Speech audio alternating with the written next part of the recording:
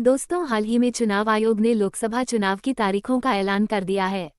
लोकसभा चुनाव की तारीख का ऐलान होते ही देश भर में आदर्श आचार संहिता यानी मॉडल कोड ऑफ कंडक्ट भी लागू हो गई है।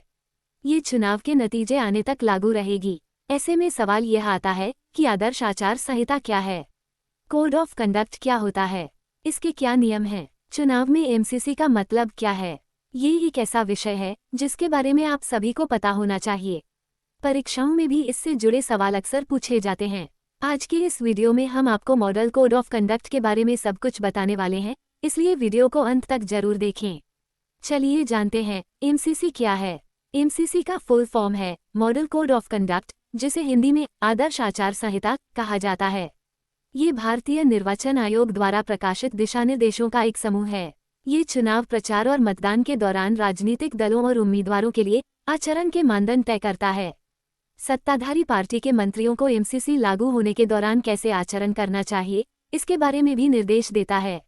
ये बताता है कि विवाद होने पर पार्टियां कैसे चुनाव आयोग के पर्यवेक्षकों के पास शिकायत दर्ज करा सकती हैं। चलिए जानते हैं, क्या मॉडल कोड ऑफ कॉन्डक्ट कोई कानून है। एमसीसी कोई कानूनी दस्तावेज नहीं है। इसे संसद द्वारा पारित किसी भी कानून के तहत लागू नहीं किया जा सकता है। हालांकि इसके तहत बताए गए कई कार्यों को भारतीय दंड संहिता यानी आईपीसी और जन प्रतिनिधित्व कानून 1951 के तहत चुनावी अपराध और भ्रष्ट आचरण माना जाता है, जिनमें सजा का प्रावधान है। कुछ इस प्रकार के कार्य शामिल हैं जैसे जाति, धर्म या भाषा के आधार पर समुदायों के बीच तनाव पैदा करना, वोट हासिल करने के लिए जाति या सांप्रदायिक भावनाएं भड़काना, चुनाव प्रचार के लिए धार्मिक स्थलों का इस्तेमाल करना, मतदाताओं को रिश्वत देना या धमकाना, मतदान केंद्रों के 100 मीटर के दायरे में चुनाव प्रचार करना, मतदाताओं को मतदान केंद्रों तक लाना या ले जाना, सार्वजनिक सभाओं में व्यवधान डालना, मतदान के दिन शराब परोसना या वितरित करना, वोटिंग खत्म होने के 48 घंटे पहले सार्वजनिक सभाएं करना, मतदान स्थल पर पोस्टर, झंडे, चुनाव चिन्ह या किसी अन्य प्रकार का प्रचार सामग्री नहीं लगाई जा सकती है। चलिए जानते हैं आदर्श आचार संहिता कैसे लागू होता है। चुनाव आयोग आम चुनाव या विधानसभा चुनाव से पहले सरकार को दिशा निर्देश जारी करता है। इन दिशा निर्देशों के अनुसार जिन अधिकारियों को उनके गृह जिले में तैनात किया गया है और जिन्होंने उस जिले में 3 या 4 साल पूरे कर लिए हैं या पूरे करने वाले हैं, उनका तबादला कर दिया जाता है। इससे ये सुनिश्चित होता है कि चुनाव में कोई दखल न दे सके। इसके बाद नए नियुक्त अधिकारी एमसीसी लागू करते हैं और चुनाव आयोग के नोडल अधिकारी पालन की निगरानी करते हैं।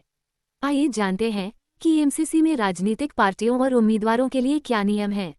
राजनीतिक दलों और उम्मीदवारों को अन्य दलों के नेताओं और कार्यकर्ताओं के निजी जीवन के किसी भी पहलू पर टिप्पणी करने से बचने की सलाह दी जाती है। उन्हें केवल उनकी नीतियों, कार्यक्रमों, पिछले रिकॉर्ड और कार्यों की आलोचना करने की अनुमति होती है। सोशल मीडिया पोस्ट में भी विरोधियों का अपमान करने से बचना होता है। राजनीतिक दलों और उम्मीदवारों को ऐसी गतिविधियों में भी शामिल नहीं होना चाहिए जिनसे मौजूदा मतभेद बढ़े या विभिन्न जातियों, धर्मों और भाषा समुदायों के बीच आपसी घृणा पैदा हो। वोट हासिल करने के लिए जाति या सांप्रदायिक भावनाओं को अपील करना भी प्रतिबंधित है। सार्वजनिक स्थानों और लाउडस्पीकर का इस्तेमाल स्थानीय पुलिस की अनुमति से ही करनी होती है। जुलूस निकालने के लिए जुलूस शुरू होने और खत्म होने का समय और स्थान, जुलूस के रास्ते की जानकारी पुलिस को देनी होती है और उनकी अनुमति लेनी होती है। चुनाव प्रचार में लगे सभी राजनीतिक कार्यकर्ताओं को बैज या पहचान पत्र दिखाना अनिवार्य है।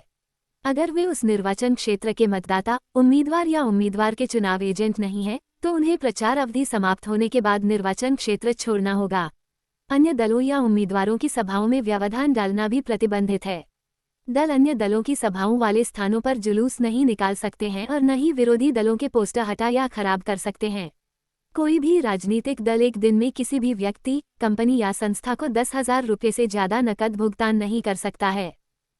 चलिए तो ये भी जान लेते हैं कि आदर्श आचार संहिता कब लागू होती है और कितने दिनों तक रहती है। चुनाव आयोग द्वारा चुनाव की तारीख की घोषणा होते ही आदर्श आचार संहिता तुरंत लागू हो जाती है। चुनाव के नतीजे आने तक एमसीसी लागू रहता है।